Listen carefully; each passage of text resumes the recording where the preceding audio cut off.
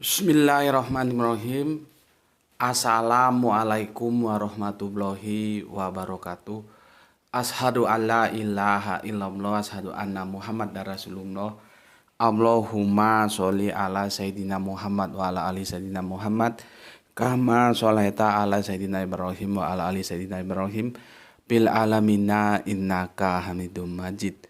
Seperti biasanya sebelum kajian kita mulai, mari kita panjatkan doa untuk saudara kita yang telah memberikan sholawatnya kepada channel dakwah ini. Semoga sholawat itu menjadi catatan langit amal soleh bagi mereka dan keluarganya. Begitu juga untuk seluruhnya viewer-viewer setiaku yang telah mendoakan kebaikan atasku dan keluargaku. Aku ucapkan semoga kebaikan doa-doa kalian juga tercurahkan kepada kalian semua. Oke, kita lanjutkan rubrik tentang siapa sosok Zulkarnain yang di Al-Quran. Kemarin seri kedua, ini seri ketiga.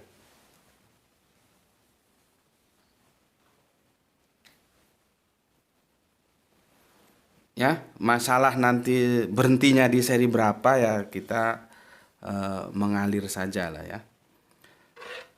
Aku mau jelaskan dulu kepada kalian ya, bahwa kalian siapkan anumu, Biblemu itu, mumpung aku kadang-kadang aku itu banyak yang mau aku sampaikan dan terlupakan gitu loh ya. Shooting sudah selesai akhirnya lewat ya. Makanya aku tuliskan dulu. Kalian siapkan Lukas 6:37 ya. Lukas 6:37 ya. Dan Matius 9:1-8. Matius ya 9, tapi anaknya langsung kanunnya aja lah ya. Itu satu perikop, itu panjang itu supaya kalian paham, tapi langsung menuju aja 9.6 ya. Siapkan Lukas 6:37, Matius 9.6. Nanti kan pada bingung ini, mau bahas Zulkarnain kok lari ke perjanjian baru, ke Lukas, ke Matius. Kemarin ke Matius ya. Oke. Aku jelaskan dulu, aku review dari awal dulu ya. Dari awal itu ada kata makana ya. Bentar.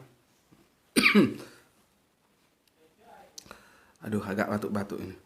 Keselak. Ya, keselak. Kamu lihat itu ada di 1884 ya, Al-Kahfi ya. Ini untuk penjelas saja ini ya. 1884 ya.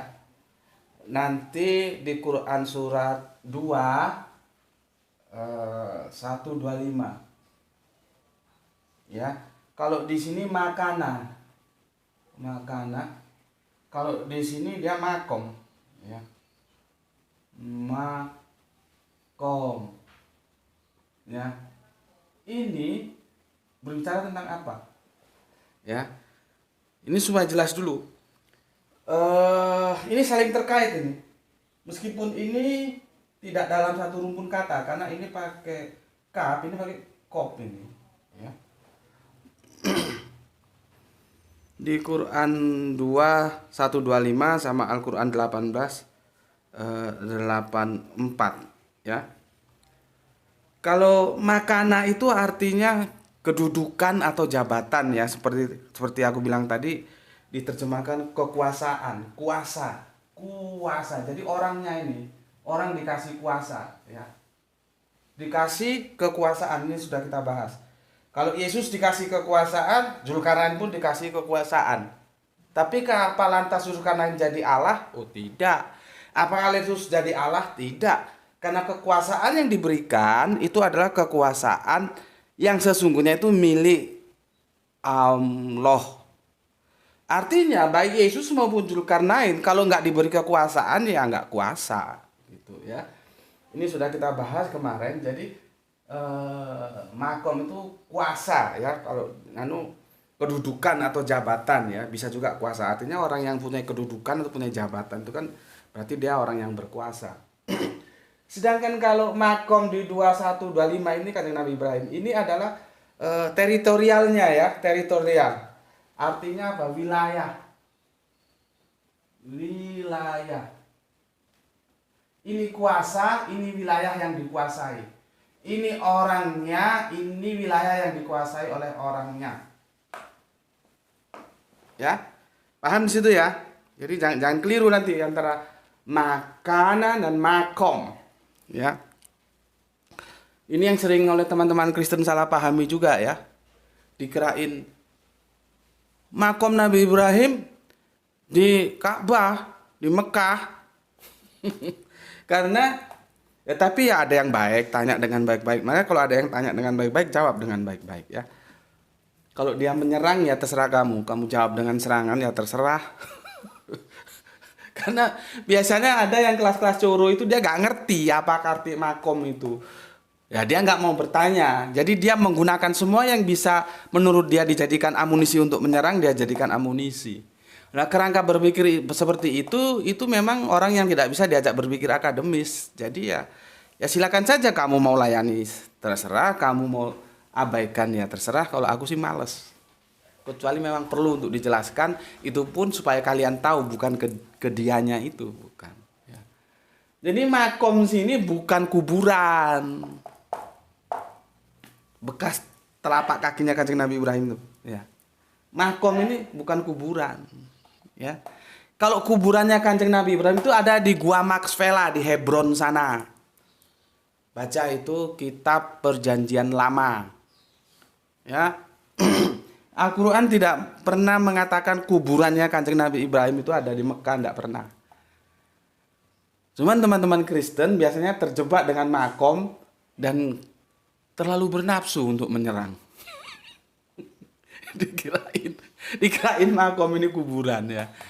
Ya, tapi ya kita maklumilah. Itu nanti proses kok. Kalau dia sudah menjadi lebih dewasa lagi, dia akan menjadi tersadar bahwa dialog ini untuk saling menjelaskan, bukan saling menyerang. Gitu ya. Oke, jadi ini makan, ini makanan, ini makom, ini kuasa, kedudukan, jabatan, kuasa. Di sini adalah wilayah kekuasaan. Ya. Ini bicara tentang wilayahnya, ya, tentang wilayahnya. Oke. Sebelumnya ini apa hapus? Aku juga mumpung ingat ini. Aku lupa, ya maklumlah itu sudah berapa. Aku diajari itu tahun 70-an. Dulu ada, kalau kami namanya belum fisika, dulu nyebutnya ilmu alam gitu. Ilmu alam. Kan gini nih. Ini kalau ada air, ya. Ini kita masuk gala. Kalau kami di Sumatera bilangnya gala. Kalau di sini apa ya? Gala dari bambu itu ya. Ini kan gini, ini kan air nih. Ini air. Ini mata kita melihat nggak begini loh, dia begini. Seperti bengkong ini. Ya. Aku lupa, ini karena sudah tahun 70-an dulu diajari aku.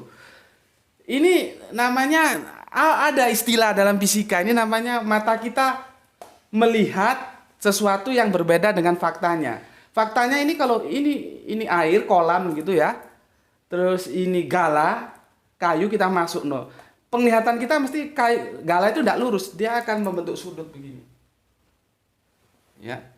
Terus kalau kita nonton film, ya, kita nonton film. Dulu kami masuk kecil kan film itu masih hiburan yang utama ya. Lihat itu kalau ketika kendaraannya itu melaju kencang, rodanya itu ketika di-shot, itu seolah-olah dia mundur loh berputarnya, tidak maju. Saking pas balap-balapan, adegan balap-balapan dia di-shot gitu, rodanya itu, ban mobilnya itu ya. Itu berputarnya itu sepertinya mundur. Nggak maju gitu.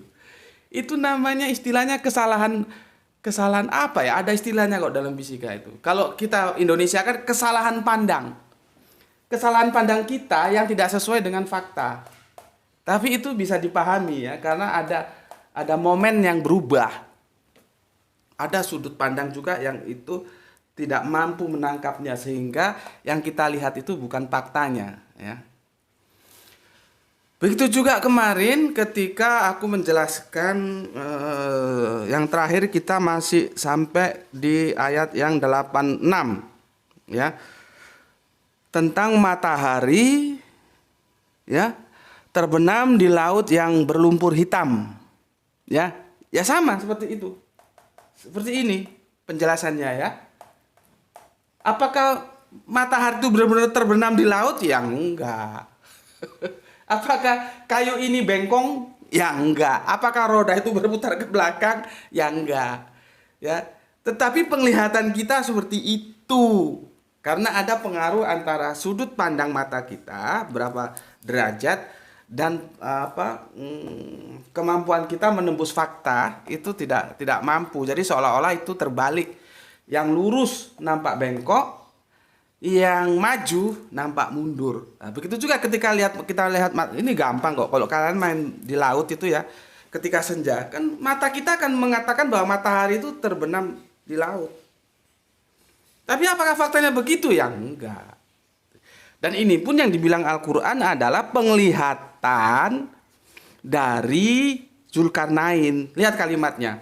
Dia melihat matahari terbenam di dalam laut yang berlumpur hitam. Jadi bukan Al-Quran mengatakan matahari terbenam di laut. Bukan, bukan begitu ya. Oke, ini aku jelaskan supaya nanti teman-teman itu kalau ditanya oleh sahabat-sahabat kita yang lainnya itu bisa menjelaskan secara nalar gitu ya, secara nalar. Saintis ya. Saintis. Karena apa? Tidak mungkin Al-Quran itu bertentangan dengan sains, tidak mungkin. Selama sainsnya itu sudah benar dan mentok, karena sains itu juga berkembang dia. Sejauh mana kita sudah mampu menemukan kebenaran yang sudah mentok, yang sudah hakiki, yang tidak dalam taraf perkembangan penelitian dengan informasi Al-Quran, itu mesti ketemu. Karena sains ini adalah kalamullah juga yang dihamparkan, sedangkan Al-Quran ini yang tertuliskan. Bersumber dari satu sumber yang sama dengan kitabullah ya. Itu juga sumbernya kan dari Allah semua. Cuman kalau ini tidak dipahami dan dia pahami parsial, ya, akhirnya ya parsial pemahamannya. Makalah muncul tuduhan-tuduhan yang katakanlah plagiat dan segala macamnya. Bagaimana disebut plagiat orang ini yang nulis Allah yang sama kok. Ya. Cuman nanti di kemudian hari ada yang sudah berubah karena terintervensi tangan-tangan manusia, maka sudah dikumpulkan di sini. Ya, makanya aku dengan istilahku menggunakan perjanjian lama, sebelumnya itu ada Suhuf Ibrahim, perjanjian baru, terus ini perjanjian terakhir. Semua terakumulatif di sini. Ya. Oke. Itu tentang terbenam di laut yang berlumpur hitam. Sekarang kita ke ayat berikutnya ya. Bukan, satu ayat tapi narasi berikutnya. Kami berkata, hai Zulkarnain, kamu boleh menyiksa dan kamu boleh berbuat kebaikan. Ya. Maka ini sudah jelas ya. Ya. Ini itu akan seperti ini nanti ya. Dia diberi, kenapa Yesus bisa melakukan segalanya? Karena diberi kuasa. Ini juga diberi kuasa si Zulkarnain itu ya. 1886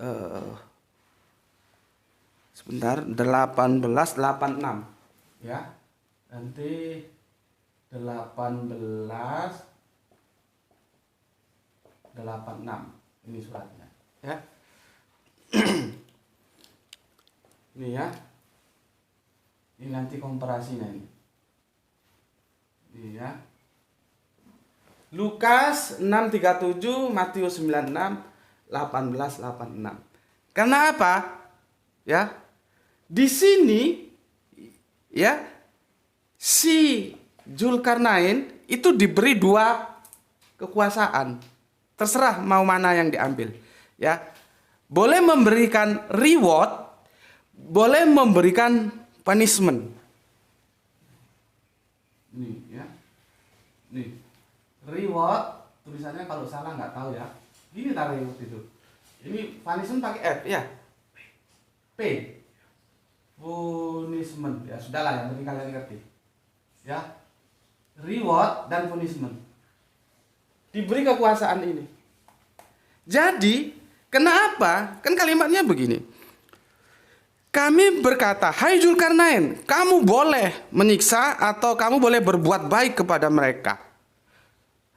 Ya. Jadi Zulkarnain itu diberi dua kekuasaan. Boleh memberikan punishment, hukuman. Boleh memberikan pengampunan, reward. Mengampuni. Ya. Kalau bahasa di sini menyiksa dan kebaikan. Ya. Boleh punishment, menyiksa. Boleh kebaikan atau mengampuni kesalahan mereka. Silahkan, Zulkarnain silahkan ambil. Tapi ketika Zulkarnain mengampuni dosa-dosa mereka, kesalahan mereka, apakah Zulkarnain terus jadi Allah? Coba pikirkan. Ayo, berpikir, ayo. Dibuka, otaknya dibuka, ya. Lagi, sedikit lagi, otaknya dibuka lagi, dikit lagi. Oke, otaknya dibuka ya. Dibuka. Nah, hatinya ditutup dulu, jangan langsung ke hati, ke otak dulu. Ketika Zulkarnain diberikan kekuasaan di sini ya, surat 1884. Lalu di 1886 dia dibolehkan mengambil keputusan mengampuni, reward atau menghukum, punishment. Ya. Ya. Aku mau menarik ini dengan ini, mengkomparasinya. Ya. Ya, lihat ini. Zulkarnain boleh memberikan reward, mengampuni dosa, boleh juga menghukum, menyiksa. Ini diberikan oleh Allah. Nah, kita fokus ke sini, mengampuni dosa. Ketika Zulkarnain bisa mengampuni dosa, apakah dia terus jadi Allah? Ayo, yang cerdas. Kalau ngaji sama aku, goblok-goblok tak tendang kepalamu. Harus pintar. Harus cerdas. Ya. Apakah Zulkarnain terus jadi Allah? Tidak kan? Tuh, ini lupa tadi ngecasnya ya. Tapi masih suaranya masih masuk ya. Waduh, semoga nanti bisa tetap bertahan ya. Tentunya kita dengan nalar sehat kita, akal kita, karena kita sudah jelaskan kemarin ya. Laisa kamislihi sayun, tidak ada satupun yang bisa menyerupainya. Tidak Zulkarnain sekalipun. Tidak bisa, dia hanya hamba. Zulkarnain bisanya mengampuni dosa karena diberi kuasa. Yesus bilang, segala kuasa di sorga dan di bumi telah diberikan kepadaku. Sama dengan ini, Zulkarnain. Dia diberi kuasa, makanan, kedudukan, tempat, jabatan, kekuasaan diberikan.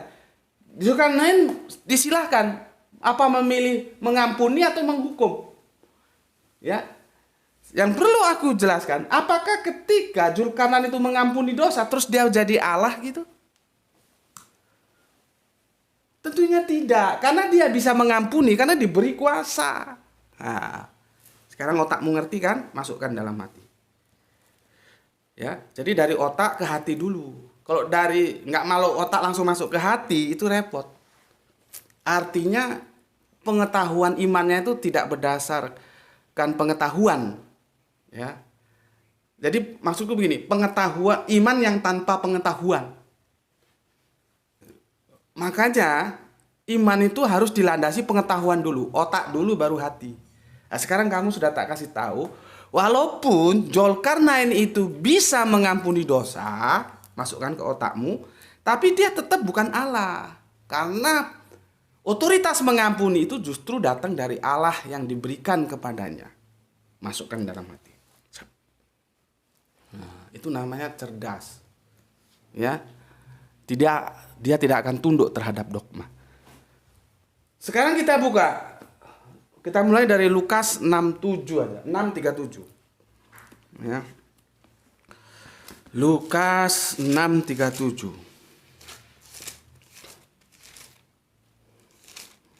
Aku jamin ya, aku jamin. Tolong tunjukkan kepada aku kamu selama ini sudah belajar tentang Dzulkarnain, ada yang menjelaskan seperti Gus Bedi?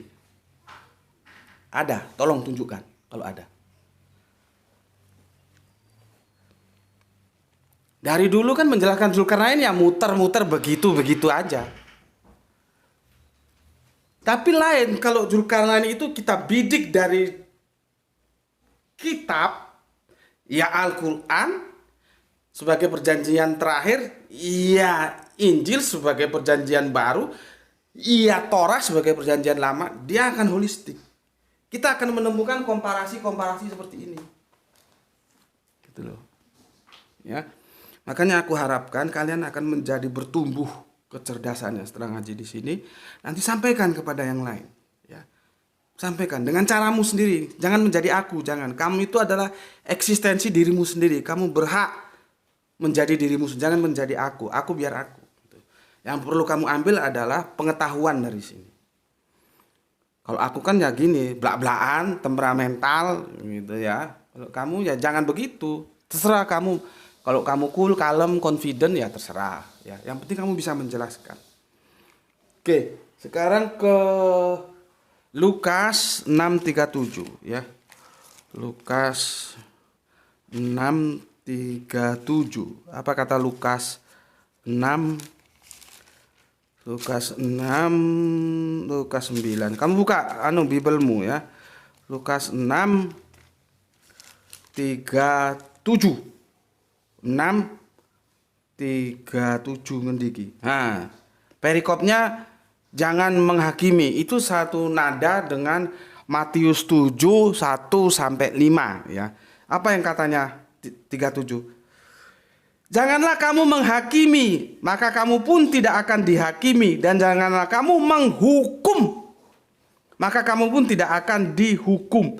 Ampunilah dan kamu akan diampuni. Itu yang disampaikan Yesus kepada para muridnya. Tapi Yesus sendiri punya otoritas. Dia bisa menghukum, dia bisa mengampuni. Karena apa? Karena diberi. Ini yang jangan lupa, itu bukan otoritas murni punyanya Yesus kalau dia bisa mengampuni dosa. Karena di sini ada kata mengampuni. Ya, sekarang kita tarik ke Matius 96. Ya, Matius 96. Tetapi supaya kamu tahu bahwa di dunia ini Anak Manusia berkuasa mengampuni dosa. Kurang jelas apa teksnya? Ini ayat yang gagal dipahami oleh teman-teman Kristen Tritunggal dan Kristen Oneses. Yang paham ini adalah Kristen Tauhid atau Kristen Unitarian. Karena apa? Banyak ayat ini karena Yesus mengampuni dosa, maka dikatakan, oh dia Allah. Ini kan asumsimu yang keblangsak. Karena apa? Dzulkarnain pun mengampuni dosa. Diberi pilihan, you mau ampuni, you mau kasih hukuman, monggo silahkan kata Allah. Yesus juga begitu. Yesus itu boleh mengampuni dosa. Dia punya kuasa mengampuni dosa. Karena dia diberi kuasa. Jadi tidak serta-merta karena Yesus anak manusia yang bisa mengampuni dosa, lalu dia kamu bilang Allah. Justru dia bisa mengampuni dosa karena Allah beri kuasa. Jelas di sini. Ya. Ini supaya teman-teman Islam juga cerdas sehingga bisa menjelaskan kepada teman-teman Kristen ya. Bagaimana sebetulnya Yesus itu harus dipandang. Kalau soal kuasa dan mengampuni, bukan hanya Yesus, Dzulkarnain pun bisa. Tapi tidak serta-merta orang Islam pernah mengakui Dzulkarnain itu Allah. Begitu juga Yesus itu tidak bisa masuk level Allah. Karena aku sudah berkali-kali bilang, coba buka bahasa Inggris yang paling gampang lah. Yesus itu levelnya Lord. Dia tidak pernah masuk level God. Dan cara menghormati orang, tempatkan dia pada tempatnya. Pada makanannya itu. Kita tadi sudah jelas. Makana, makom. Jangan presiden kamu anggap, kamu panggil sebagai gubernur. Ya marah dia. Itu ngenyek namanya. Jangan pula seorang gubernur kamu panggil, kamu sebut dia presiden. Ya marah dia ngenyek. Gubernur panggil dia gubernur, itu menghormati. Presiden panggil dia presiden, itu cara menghormati. Sama dengan Kanjeng Nabi Isa. Dia nabi yang dimulaikan Allah, panggil dia sebagai nabi, terima dia sebagai nabi, bukan sebagai Allah. Jadi ketika kita tidak menempatkan seseorang berdasarkan posisinya, itu judulnya itu penghinaan itu. Gitu loh. Bible, mau itu perjanjian lama, mau itu perjanjian baru, memperkenalkan kita, ya, khususnya perjanjian baru, Yesus itu adalah manusia yang dimuliakan oleh Gusti Allah ingkang Maha Agung, maka dia terpilih menjadi nabi, menjadi rasul. Itu. Ya. Apakah Gus Berdik macam-macam? Enggak, aku hanya minta satu macam aja, taat terhadap Alkitab. Jangan terhadap dogma-dogma yang menyesatkan. Bismillahirrahmanirrahim.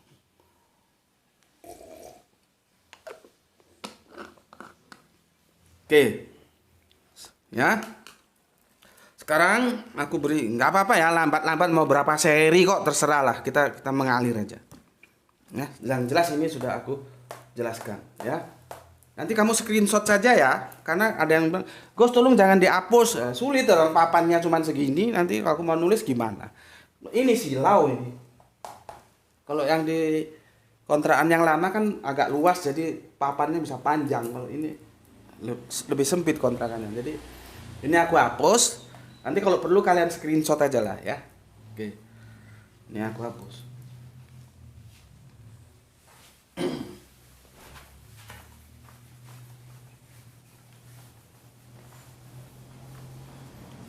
Aku ini takutnya ini habis strumnya.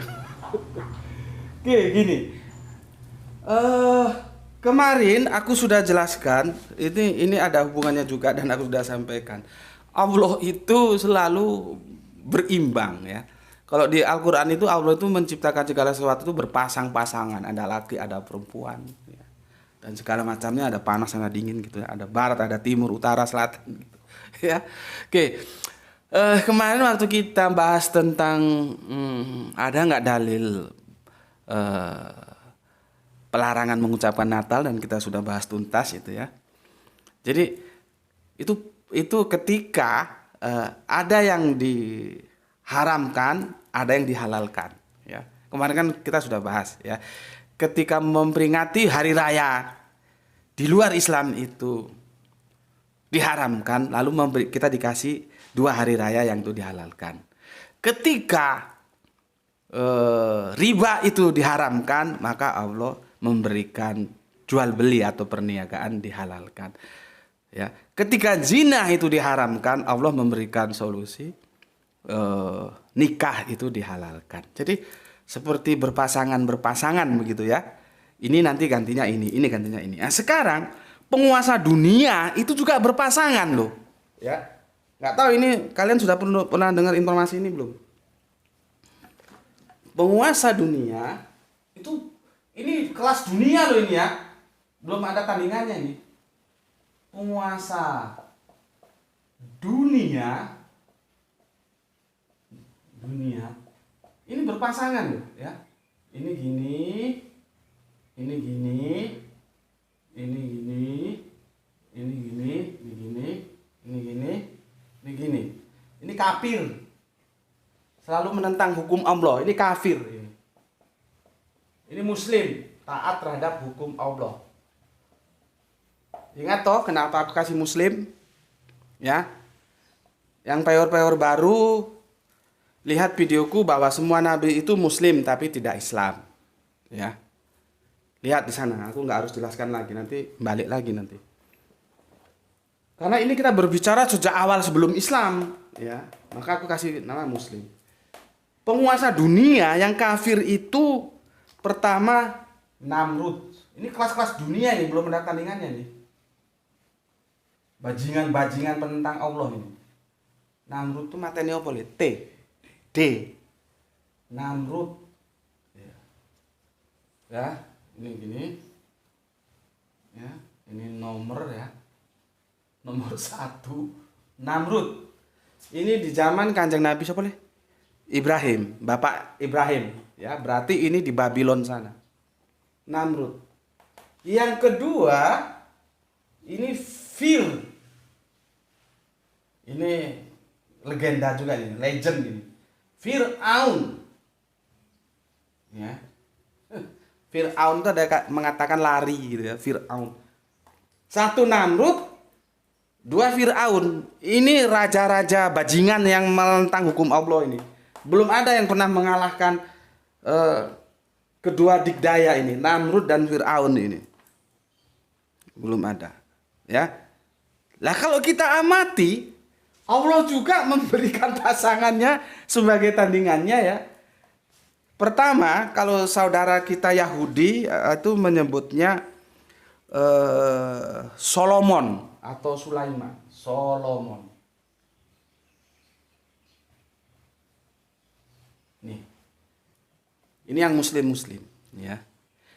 Baru nanti diteruskan kepada Zul yang sedang kita bahas, Zulkarnain.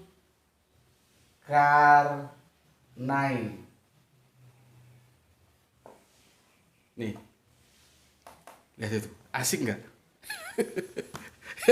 sepertinya sudah. Jadi gini loh ya. Apalagi kalau baca Al-Quran ya, itu kamu ngajinya sudah sampai surat apa? Kalau ngaji kon tak jewer kupingmu nggak belum ngaji. Untuk teman-teman ngaji ya, tiap hari satu lembar segini loh, seperti yang aku bilang. Segini aja, nggak usah banyak-banyak, tapi pahami. Segini. Besok ini, besok juga begitu ya. Tapi pahami, nggak usah borongan banyak-banyakan. Ya. Oke, yang aku mau ceritakan gini. Kalau kita baca Al-Quran itu ya, kita sudah tahu petanya. Itu nanti kita bisa merangkai. Kan Al-Quran itu informasinya seperti parcel. Dia menyebar.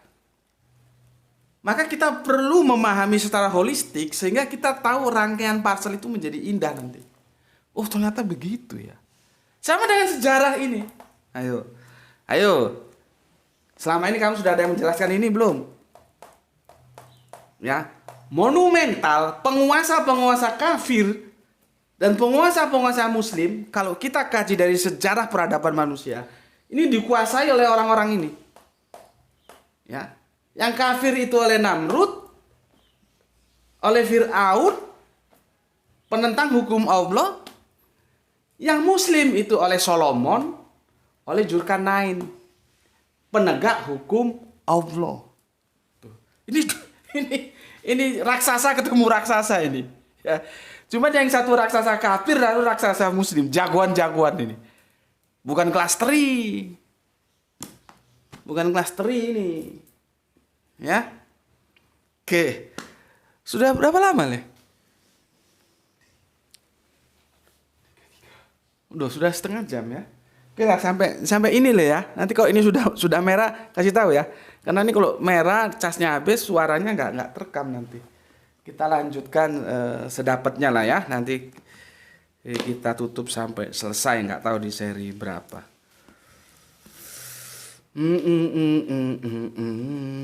Sekarang kita lanjutkan ke surat yang 87. Kemarin kan selesai di 86 ya. 86.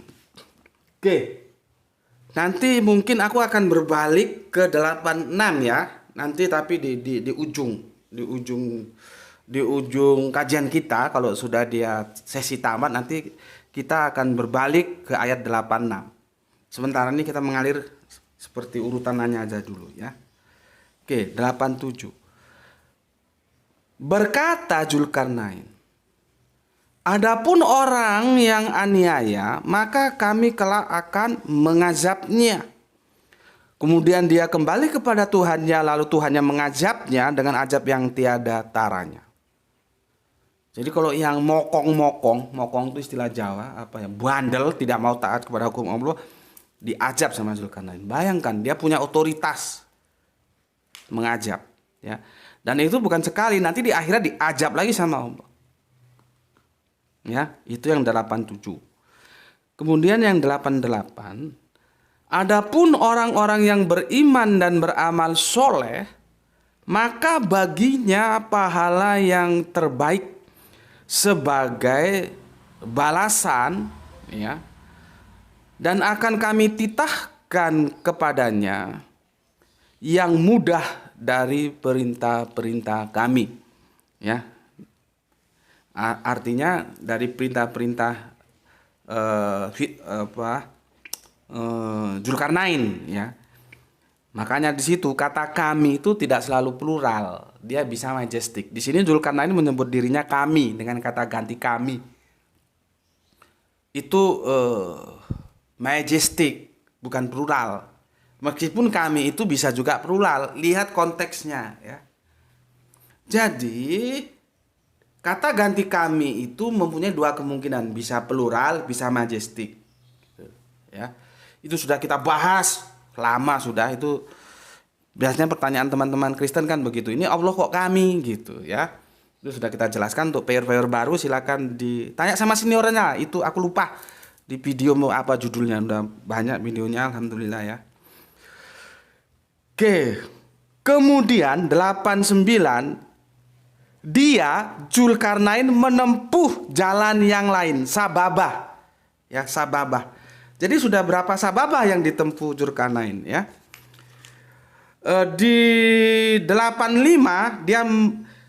maka dia pun menempuh suatu sebab, suatu jalan, ya, satu kali sababah, ya. Sehingga di ujung, ya, di ujung terbenamnya matahari dia menemukan, ya, umat, ya, yang dia diberi kuasa mau memberikan punishment atau reward. Itu satu sababah, satu jalan, ya. Sebab-sebab, satu jalan yang dimudahkan oleh Allah untuk mencapai tujuannya. Berikutnya di 89, kemudian dia menempuh jalan lain, ya. Jadi ingat aku nonton film dulu film masih menjadi sarana hiburan satu-satunya. Sekarang orang sudah malas, ada YouTube, ada sembarang kalir. Ya itulah, teknologi itu selalu mempengaruhi bagaimana kontekstual budaya itu dipengaruhi oleh teknologi. Makanya sejak aku SMA, aku paling tidak setuju. Dulu kan kami itu dibagi, ada IPA, IPS gitu, ya. Terus dulu ada ekonomi juga, akhirnya ekonomi dan bahasa bubar, jadi 4 jurusan dulu dilebur menjadi 2 jurusan IPA, IPS. Terus kalau karena anak jurusan IPA itu terus kepalanya gede-gede gitu, dianggap itu lebih superior, dianggap jurusan IPS gitu. Sehingga kalau cowok-cowok IPA dulu masih SMA cari cewek IPS itu ya ya mudah. Karena kerangka berpikirnya sudah seperti, padahal itu salah. Semua ilmu itu saling terkait antara IPA dan IPS, saling menopang. Contohnya, sains, ya, teknologi itu merubah peradaban. Peradaban itu sosial, sains itu eksak. Sekarang bagaimana foto, tustel, tukang-tukang foto sudah nggak laku. Bagaimana mau laku itu bisnis sudah nggak prospek. Karena sekarang orang punya handphone, punya kamera. Sekarang mau dicetak boleh jadi. Kalau dulu kita sekarang foto mungkin seminggu dulu baru dicetak karena dia nunggu penuh satu film roll itu. Itu teknologi dan sosial itu bergandengan. Begitu juga tentang apa tadi yang mau aku ceritakan tuh, film. Ya. Dulu aku nonton film, dulu masih laku, sekarang mana laku orang film. Itu judulnya No Way Out. Tidak ada jalan keluar. Itu yang bintangi siapa lupa aku. No Way Out. Kalau kita orang Islam, kalau sudah pada batasan yang aku bilang kemarin, no way out, tidak ada jalan keluar, maka kembalikan kepada Allah. Maka seperti yang pernah kita bahas tentang takdir pada waktu itu, tentang free will, ya. Ketika usaha sudah ditapal batas, biarkan doa dan takdir bertarung di langit. Apapun yang terjadi, siapa jadi pemenangnya, kita harus legowo menerimanya. Sama. Ini juga berbicara tentang jalan, ya. Maka ketika kita sudah kehabisan jalan, ya tinggal doa itu. No way out, tiada jalan lain kecuali menyerahkan kepada yang maha punya jalan. Nah, Zulkarnain itu diberi banyak jalan, ya, banyak asbab, sababa, ya. Di sini diterjemahkan jalan, ya, bisa untuk mencapai tujuannya. Berarti yang ke-89 itu adalah menempuh jalan yang kedua. Ya. 90 aku baca. Hingga apabila dia telah sampai ke tempat terbit matahari, nah bayangkan. Tenggelam matahari, sekarang sababa yang kedua ke terbit matahari. Hingga apabila telah sampai ke tempat terbit matahari, maksudnya itu sebelah timur ya. Ya kita sudah tahu lah, aku jelaskan. Kalau terbit itu ya sebelah timur, ya terbenam itu sebelah barat kan begitu. Kalau aku masih hafal, kalau anak-anak kita sekarang masih ada yang hafal nggak ya? Timur, tenggara, selatan, barat, daya, barat, barat, laut, utara, timur, laut. Berapa penjuru mata angin itu? Dulu kami hafal. Jadi semangat sebagai bangsa Indonesia itu tinggi. Kenapa mata angin diajarkan kepada kita? Karena nenek moyangku orang pelaut, menerjang ombak tiada takut. Jadi kita ini lahir dari generasi yang gak punya takut. Nenek moyang kita itu orang pelaut. Pelaut itu harus tahu mata angin. Gini ini sekarang sudah gak diajarkan. Terus bagaimana anak-anak kita akan mencintai Indonesia? Mungkin ada yang ngomong, waduh kalau Menteri Pendidikan yang Gus Betik lain ceritanya ya. Ya tentu lain. Kan aku sudah bilang kemarin, kalau aku jadi Menteri Pendidikan, setiap orang yang menyusun karya ilmiah dia tidak boleh menggunakan daftar pustaka. Buku ini, buku ini, buku ini, buku ini. Tidak boleh. Dia harus melahirkan pemikirannya sendiri yang itu original baru. Karena sekarang daftar pustaka itu para penyusun karya ilmiah itu dia hanya mengutip. Dari buku ini pendapat ini begini, pendapat ini begini, pendapat ini. Lah batukmu pendapatmu kuwi opo? Kok jadi kolektor pendapat? Kalau aku enggak boleh. Kamu nyusun karya ilmiah judulnya apa? Sudah masuk lab. Gitu, temukan karya baru yang temuanmu itu akan mempermudah kehidupan rakyat kita. Apa?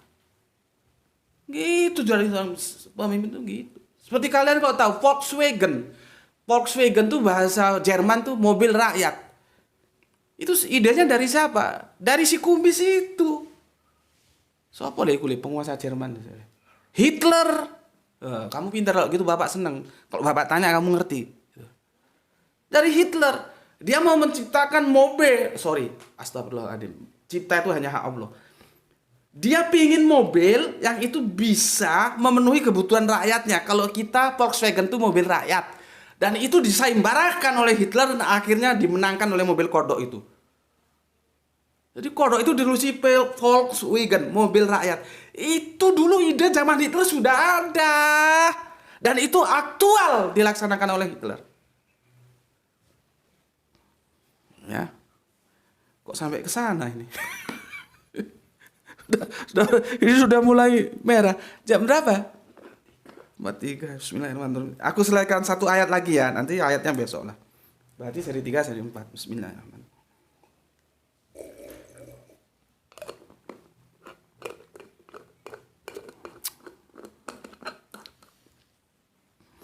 Oke, ya. Jadi Al-Kahfi 1889 itu Zulkarnain menempuh jalan yang lain, sebab yang lain. Tadi sebab yang tadi sudah, sebab yang lain. Di surat 90 kita temukan penjelasan sehingga dia sampai ke tempat terbit matahari ya.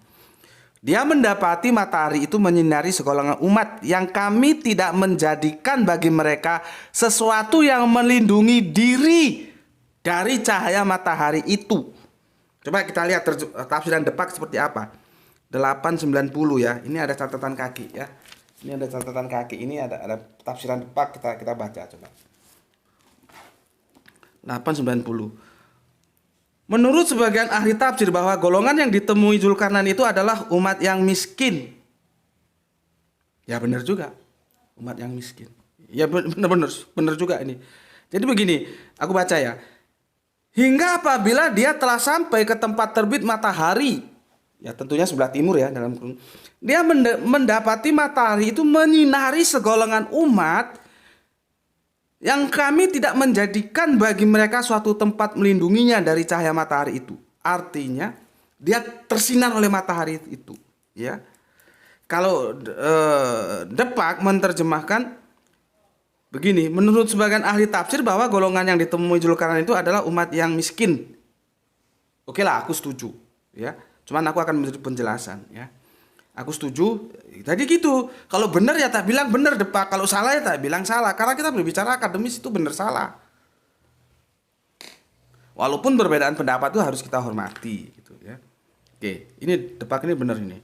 Jadi gini loh ya. Kalian ini kan pernah dengar lagunya legend dangdut, ya.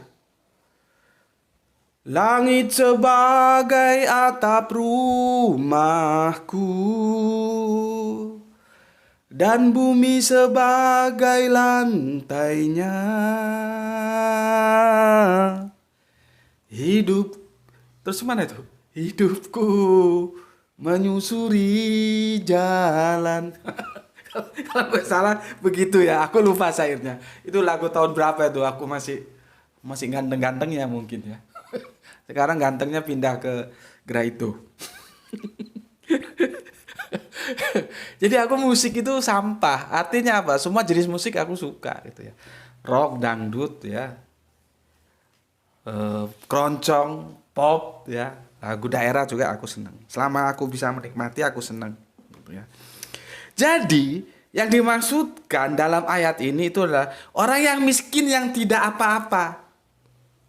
Yang tidak punya apa-apa maksudku. Dia tidak punya apa-apa. Kalau dalam lagu dangdut itu langit sebagai atap rumahku dan bumi sebagai lantainya. Itu kemiskinan yang seperti apa itu? Kemiskinan yang miskin itu. Yang itu diabadikan oleh lagu. Oleh legend dangdut kita. Apa sih judul lagunya? Lupa aku. Jadi yang dimaksudkan oleh ayat 90 ini kemiskinan yang seperti itu. Yang sampai-sampai langit itu menjadi atap rumahnya dan bumi sebagai lantainya. Ya. Dan ini kan dialami oleh Yesus, ya, bahwa serigala mempunyai tempat, ya, mempunyai liang, ya. Tapi anak manusia tidak punya tempat untuk meletakkan kepalanya. Coba. Bagaimana beratnya perjuangan Kanjeng Nabi Isa yang mereka sebut Yesus itu. Kanjeng Nabi Isa itu bukan nabi yang berkelimpangan harta, bukan. Justru Kanjeng Nabi Isa itu hidup dalam keterbatasan yang sangat, tapi tetap aja berdakwah meskipun orang-orang Israel itu menolaknya. Tetap berdakwah. Ini kalau pendeta-pendeta kelas CKRMS saja nggak ngerti ini. Ya. Jadi Kanjeng Nabi Isa itu bukan orang yang bergelimpangan harta. Ya. Oke. Itu dulu ya, kita sampai di ayat ke-90 ya. Besok kita masuk ke 91 ya. Jadi kita natural aja lah, berjalan saja. Kita akan selesai di ayat ke-98. Setelah itu baru kita tarik kesimpulan ya. Oke, itu dari aku ya, sampai ketemu besok. Bismillahirrahmanirrahim. Alhamdulillahirabbil alamin.